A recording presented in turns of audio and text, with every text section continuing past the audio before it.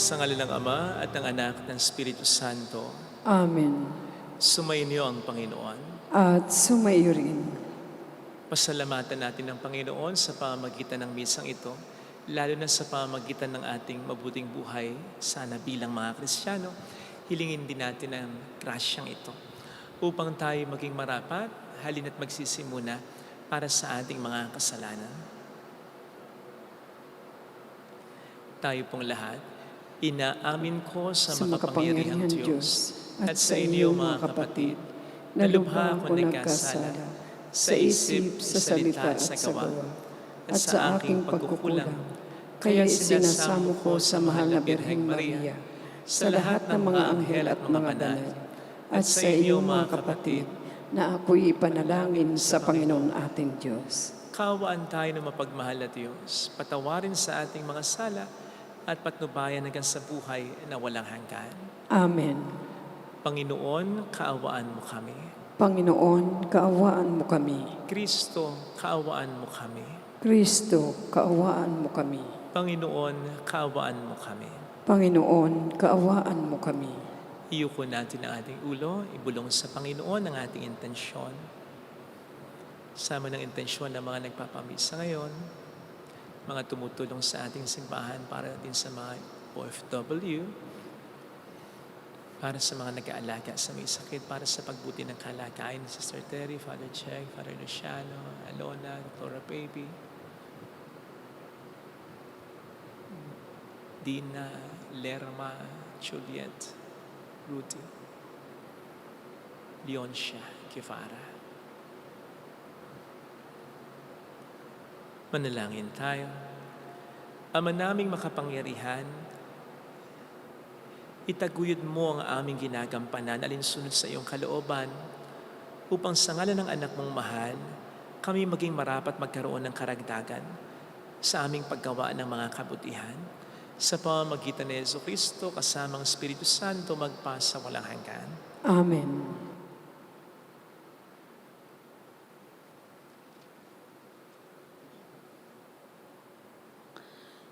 Ang salita ng Diyos mula sa sulat sa mga Hebreo.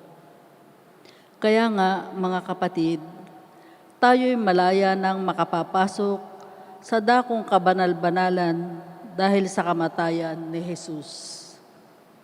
Binuksan niya para sa atin ang isang bago at buhay na daang naglagos hanggang sa kabila ng tabing. Alalaong bagay ang kanyang katawan. Tayo'y may isang dakilang saserdote na namamahala sa sambayanan ng Diyos. Kaya't lumapit tayo sa Diyos ng may tapat na kalooban at matibay na pananalig sa Kanya.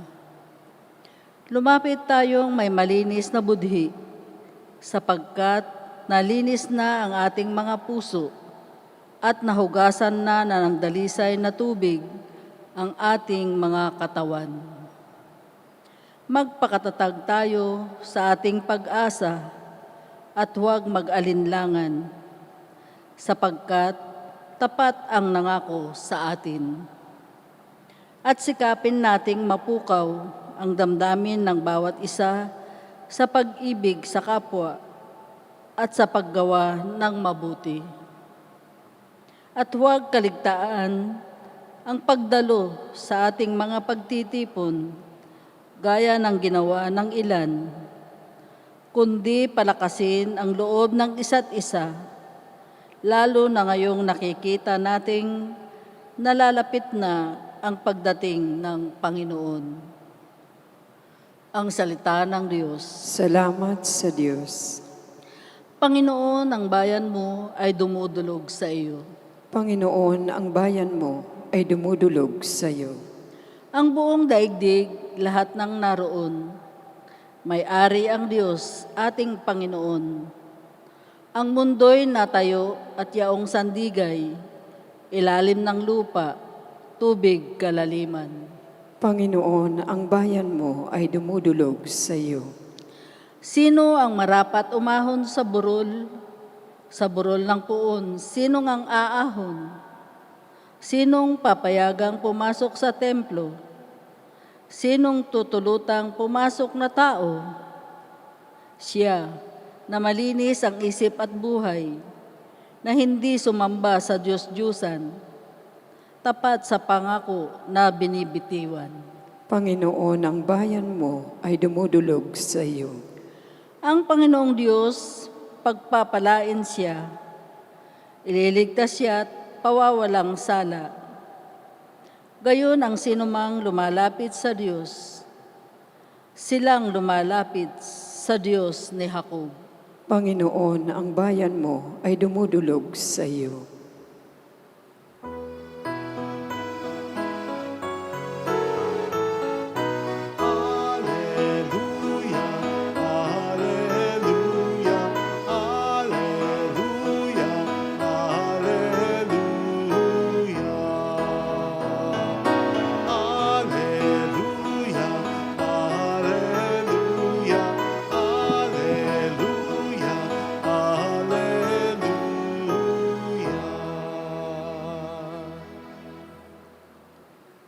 Sumainyo ang Panginoon.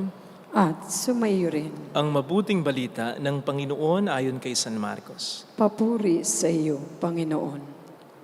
Noong panahong yon, sinabi ni Jesus sa mga tao, "Sinisindahan ba ang ilawan para itago sa ilalim ng takalan o kay sa ilalim ng higaan? Hindi ba upang iligay sa talagang patungan? Walang natatago na di malantad at lihim na di mabubunyag. Ang may pandinig ay makinig." At idinugtong pa niya, "Unawain ninyong mabuti ang inyong naririnig.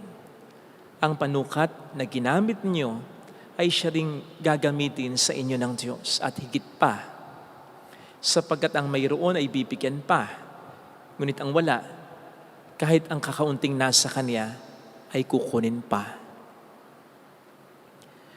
Mga kapatid, ang mabuting balita ng Panginoon. Pinupuri ka namin, Panginoong Jesucristo.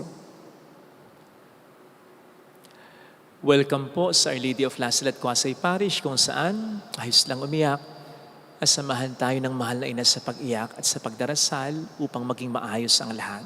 Isa po sa mga simbolo sa binyag ay ang kandilang may sindi na sumisimbolo sa misyon ng bawat binyagang Kristiyano na maging liwanag o ilaw sa mundong ito. Sa mundong ito na nadirimlan ng kasalanan, kaya ramdam na ramdam ang kalungkutan, ang kapighatian, ang kakulangan, ang pagkakanya-kanya, paglalaban-laban, may mga gera, paghihiwalay, pagkasira ng pangarap, pagkakasakit, pagkawala ng mahalagang bagay o pangungulila sa mga mahal sa buhay at marami pang iba. Kaya sa totoo lang, nakaka-overwhelm ang mga problema talaga na nagiging dahilan upang itago na lang natin ang ating ilawan sa ilalim ng takalan o ng ating higaan. In other words, upang hindi na natin gawin ang misyon na sa atin ay inaasahan ng Diyos. Kasi nakakawala na ng pag-asa, nakakahina na ng loob. Sino ba naman tayo para solusyonan kahit konti lang ang problema ng kadilimang bumabalot sa mundong ito? Dito lang po sa bayan natin, sa bansaan natin, bakit laganap ang kahirapan? Bakit ang lala ng katiwalian? Bakit ang layo-layo ng agwat ng mahirap at mayaman? Kristiyanong bansa tayo. Napakalaking porsyento ng mga naniniwala dito kay Kristo. Bakit hindi natin magawang solusyonan kahit konti lang, kahit papano lang ang problema ng bansang ito? Ang nakalulungkot, hindi tayo magkasama-sama sa pagkilos. Halimbawa na lang, yung magpatawag na lang ang simbahan ng sama-samang pagdarasal o pagmimisa, pagsisimba para sa katarungan, para sa pagiging accountable sana ng mga namumuno sa pamahalaan, para sa isang malinis at mapayapang halalan, hindi pa natin magawa. Yung magkasama-sama tayo, kahit sa pananalangin lang, kahit sa pagmimisa lang, hindi pa kumakalahati sa ating totoong bilang ng mga Kristiyano dito sa ating bayan. Pero pagdating sa pagdedebosyon ng personal, sa mahal na poong Jesus Nazareno, halimbawa sa mahal na poong Santo Niño, daming dumadalo. Pero bakit pagdating sa sama-sama na nating pagkilos para sa ating bayan, kumukonti na tayo? Na para sa personal na kadilimang bumapalot sa ating buhay, ganadong-ganado tayo, may pag-asa pa tayo. Kasi nga siguro, buhay lang naman natin o buhay lang naman ng pamilya natin, magiging concern natin Pero pagdating sa problema ng bayang ito, namamanglaw na tayo, nawawala na tayo ng pag-asa, nag-give up na kumbaga. Kasi nga na-overwhelm tayo sa dami at sa bigat, sa laki ng mga problema. Well, of course, hindi naman po maitatanggi na ang problema ng bayang ito, ang problema ng mundong ito ay malalang-malala na. Balot na ng dilim ng kasalanan talaga. Pero hindi ibig sabihin nun, wala nang pag-asa. Ang kabutihan, ang katotohanan, ang katarungan. Sa pagkatandaan natin, ang liwanag na taglay natin ay hindi liwanag lang natin. Ito ay liwanag na bigay ng Diyos sa atin. Baka po nakakalimutan ninyo na yung liwanag na binibigay sa mga binibinyagan ay hindi naman galing sa posporo or lighter lang. Ito ay galing sa Paschal Candle na sumisimbolo kay Kristo bilang totoong liwanag ng mundong ito. Tama ang sabi ng Panginoon, tayo yung mga liwanag ng sanlibutan. Pero yung liwanag na yan, galing sa Panginoon yan. Hindi mula sa atin lang yan. As expressed in John 8 verse 12, kung saan sabi ng Panginoon, I am the light of the world. Whoever follows me will not walk in darkness, but will have the light of life. At kaya nga din, ang sabi ng Panginoon sa Matthew 5:16 ay, let your light shine before men, so that they may see your good work, and that they may glorify your Father in heaven. So it's not about our own light. It's really about the light of God. Kaya, hindi tayo dapat mag-give up. In fact, wala tayong dahilan para mag-give up. Sapagkat ang pasisinagi nating liwanag sa buhay natin ay hindi sa atin, kundi ang liwanag ng Diyos. Sa makatuwid, siya ang mas at pinakakikilos. Basta't gawin lang natin ang parte natin. Hayaan nating magliwanag ang katarungan ng Diyos, ang kabutihan ng Diyos, ang katotohanan ng Diyos. Hindi natin, ng Diyos sa buhay natin. Hanggang sa kung saan lang at kung ano lang makakayanan natin. And then ang Diyos na, ang siyang bahalang mag-solve ng masalimuot at malalaking problema sa buhay at sa bayan natin. This reminds me of a story of a man who one evening took a little candle from a box, lit it, and then began to climb a long winding stairway. Where are we going? Asked the little candle he was holding. We're going up to show all the ships the way to the harbor. But no ship could ever see my light, protested the little candle. It's so very small.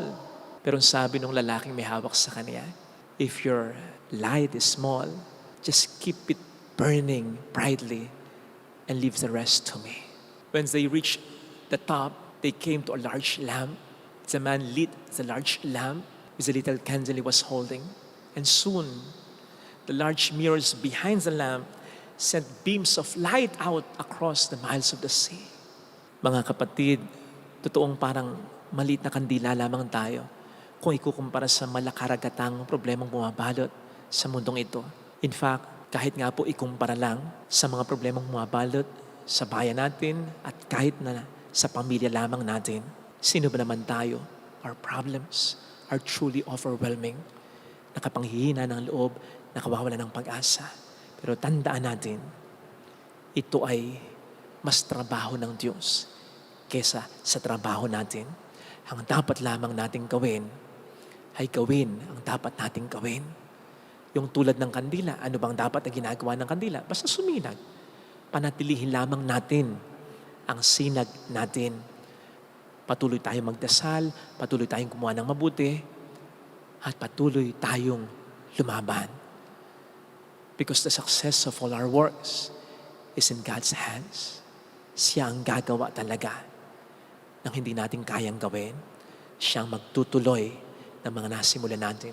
Siya ang magpupuno ng mga kakulangan natin. At siya ang magpapalakas sa anumang magiging kahinaan natin. Huwag po natin kakalimutan na kahit isang posporo lang ay kayang pagsimula ng sunog na po pwedeng tumupok sa isang malaking bahay o sa isang buong kagubatan o bundok. Ang liwanag at sinag pa kayang galing kay Kristo. Na liwanag talaga ng sanlibutan ito na kailanman ang liwanag ay hindi nadaig ng kadiliman ng kasalanan. Basta't panatilihin lamang po natin ang sinag niya sa buhay natin na hindi naman talaga mawawala kahit aandap-andap na. Basta, huwag lang tayong mawawalan ng pag-asa. Ito sana ang hilingin nating biyaya sa ating banal na misa, anuman ngayon at ano paman ang maranasan nating problema. Amen. Lagay natin ang ating kanang kamay sa tapat ng ating puso.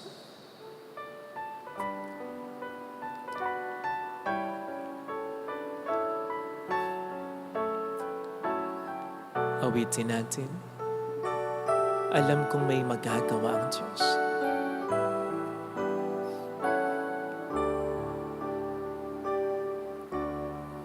Alam kong may magagawa ang Diyos. Makapangyarihan siya. Alam kong may magagawa ang Diyos. Walang imposible sa Kanya. Kung ako'y magtatapat, sa Kaniya'y maglilingkod. Alam kong may magagawa ang Diyos.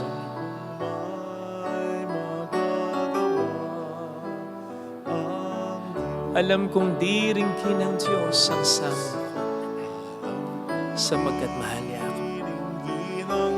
Alam niya ang pinagdaraan. Alam kong di ringkin ng Diyos ang samo ko.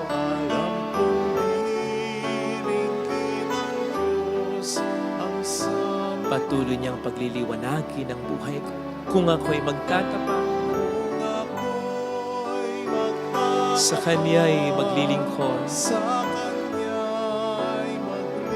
Alam kong di ringkin ng Diyos ang samo. Pikit natin ang ating mga mata.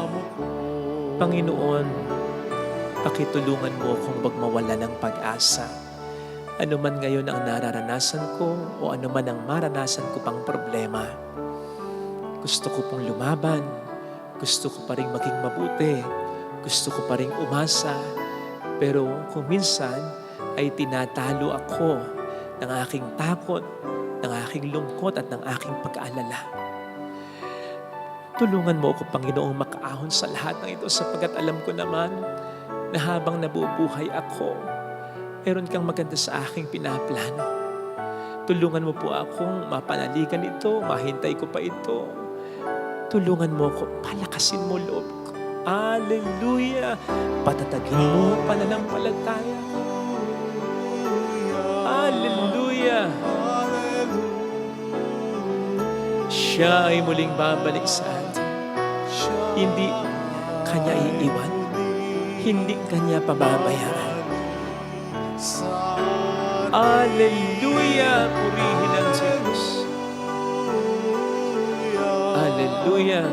Sa takdang panahon ay babalik ang Panginoon upang tayo ay kunin. Tapat siya sa Kaniyang mga pangako sa atin.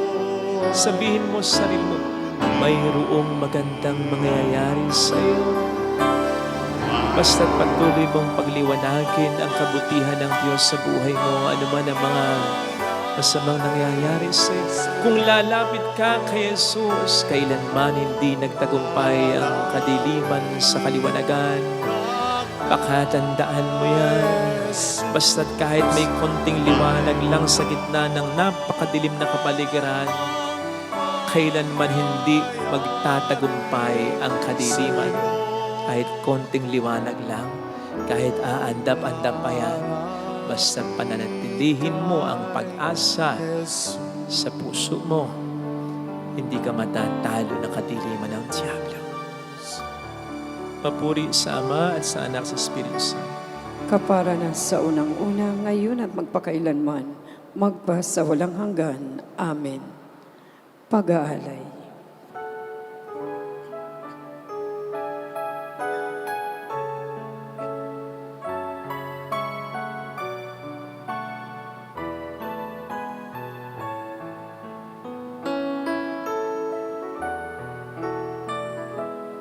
Handog namin sa iyo, Ama,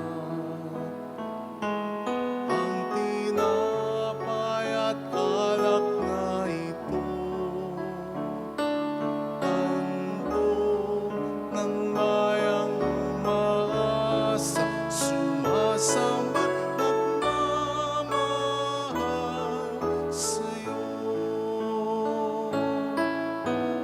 Nawa'y dalhin ng iyong anghel ang aming panalangin sa iyong dambana.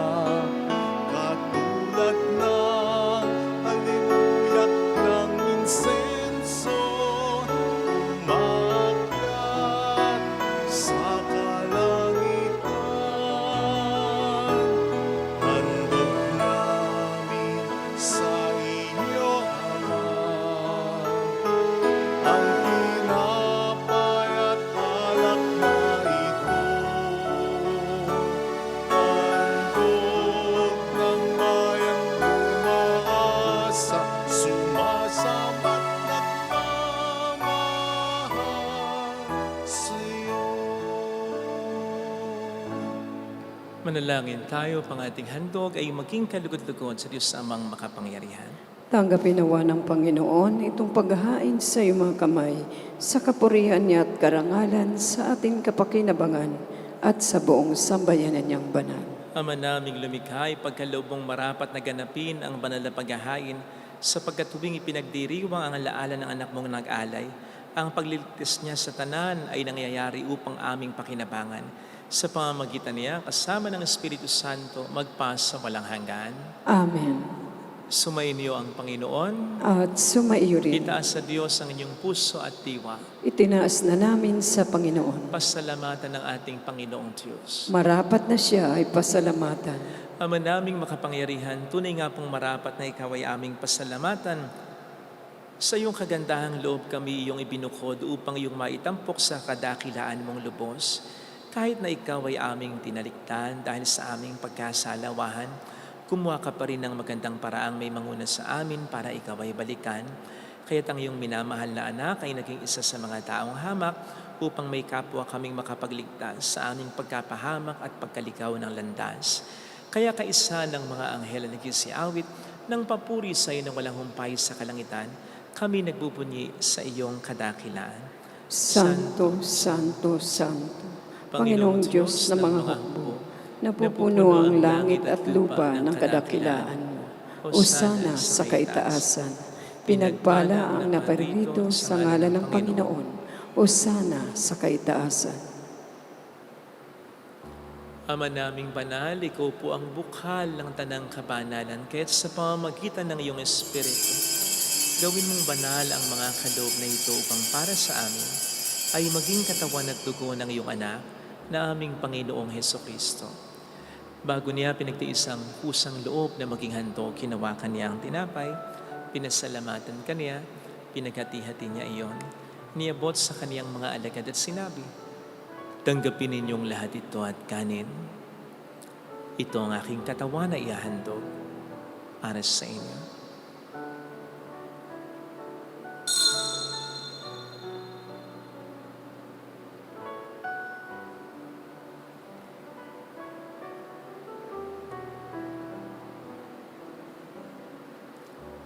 Kaya hindi naman nang matapos ang hapunan, nawakan niya ang kalis. Uli kanyang pinasalamatan. Iniabot niya ang kalis sa kanyang mga alagad at sinabi, "Tanggapin ninyong lahat ito at inumin. Ito ang kalis ng aking dugo ng bago't walang hanggang tipan. Ang aking dugo na ibubuhos para sa inyo at para sa lahat sa ikapagpatawad ng mga kasalanan. Gawin niyo ito sa pag-alala sa akin."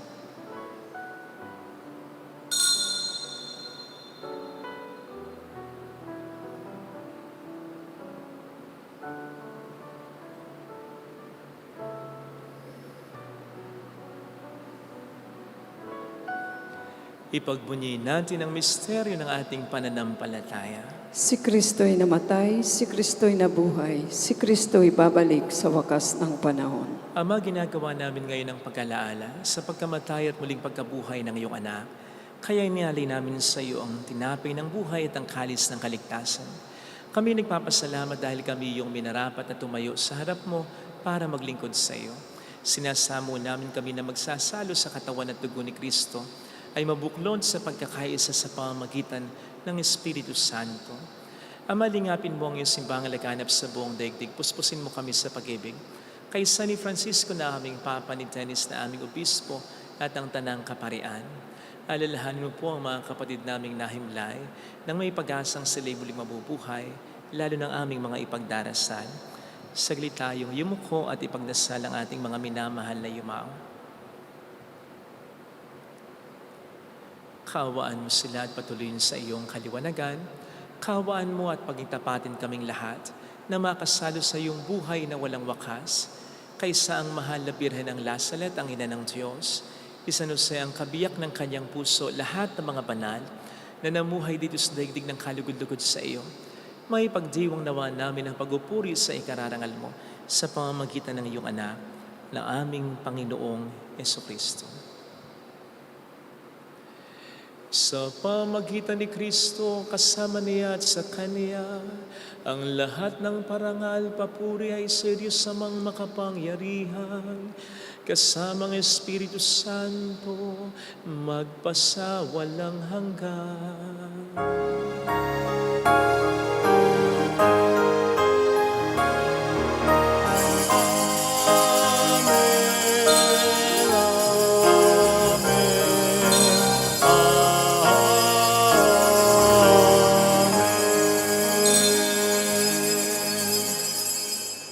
Tumawag tayo sa ating Ama.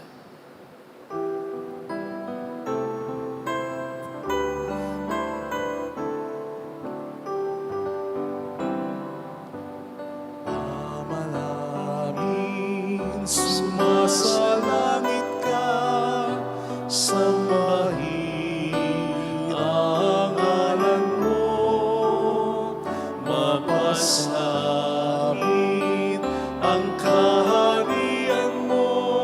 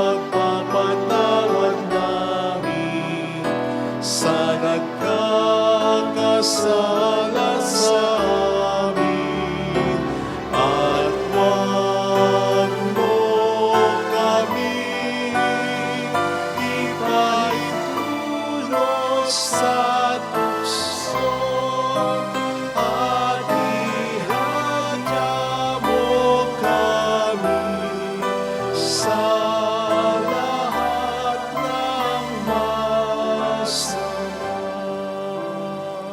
Piniling namin kami adya sa lahat ng masama, pagkalooban ng kapayapaan araw-araw, iligtas sa kasalanan, sa kapahamakan, sa mga seryosong karamdaman. Samantalang aming pinaghahandaan ang dakilang araw ng pagpapahayag ng tagapagligtas namin si Heso Kristo. Sapagkat iyo ang kaharian, ang kapangyarihan at ang kapurihan magpakailanman. Amen.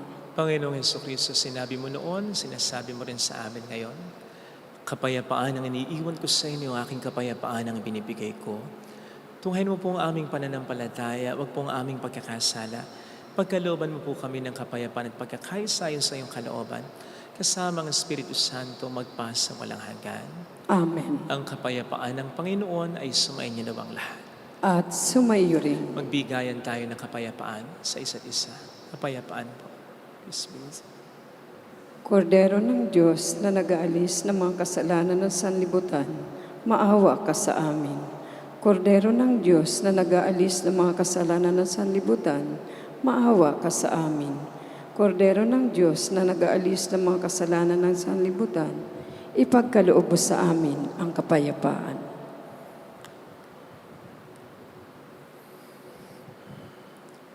Narito sa harap natin ng Panginoon ang ating buhay at kaligtasan. Mapalad tayong inaanyayahan. Panginoon, hindi ako karapat-dapat na magpatuloy sa iyo, ngunit sa isang salita mo lamang ay gagaling na ako.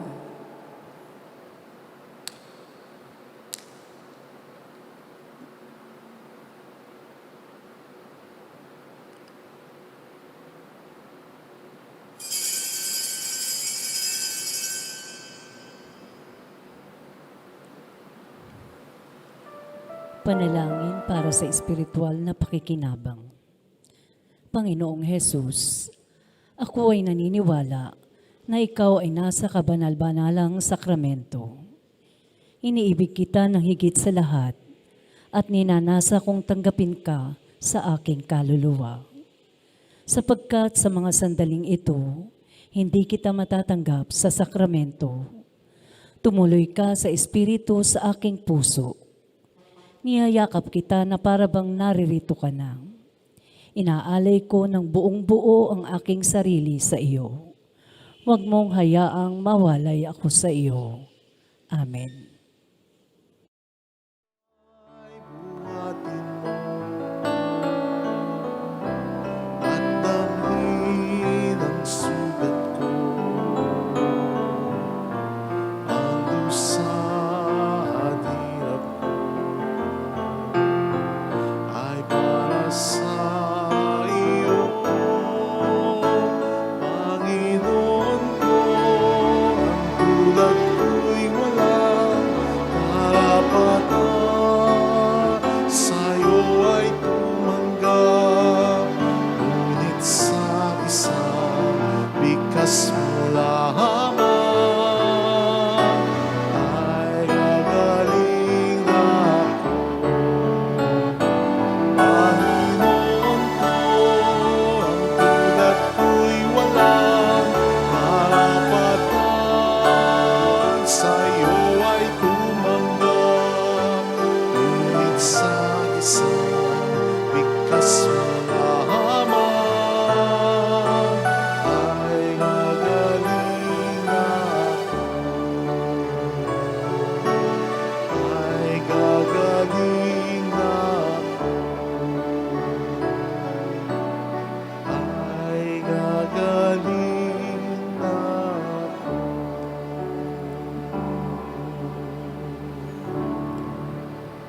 Manalangin tayo.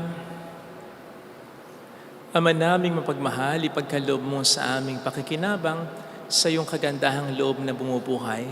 Lagi nawa naming maikarangal ang iyong pagkapalang sa aming binibigay sa pamamagitan ni Yesu Kristo kasama ang Espiritu Santo magpasa walang hanggan.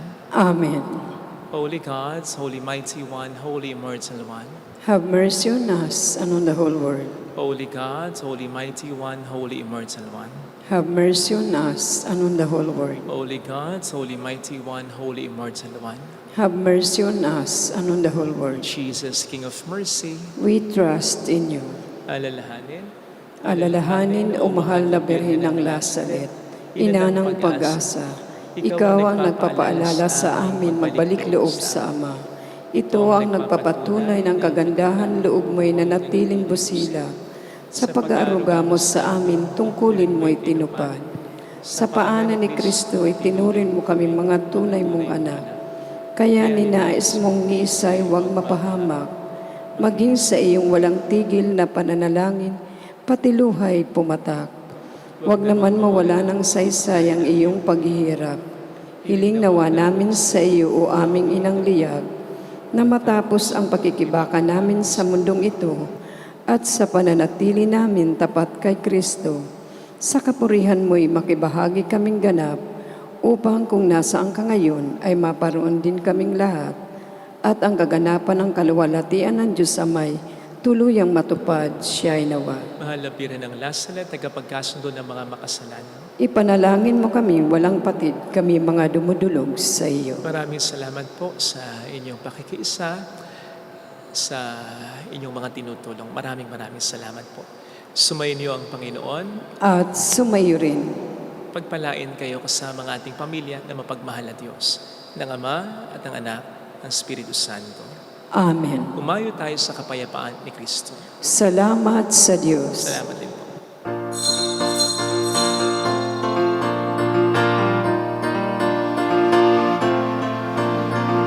Mary, Mother of the Lord, hear the prayer we sing to you. Let your tears sink in our minds and hearts as once they fell at Nazareth. Tell your people how to live again. Tell your people how to sing again. Tell your people how to dance again. Tell your people how to pray again. Mary, Mother of the Lord, hear the prayer we sing to you.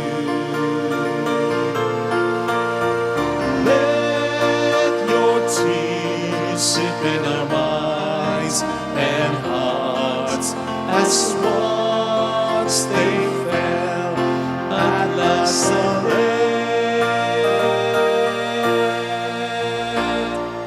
Salamat po.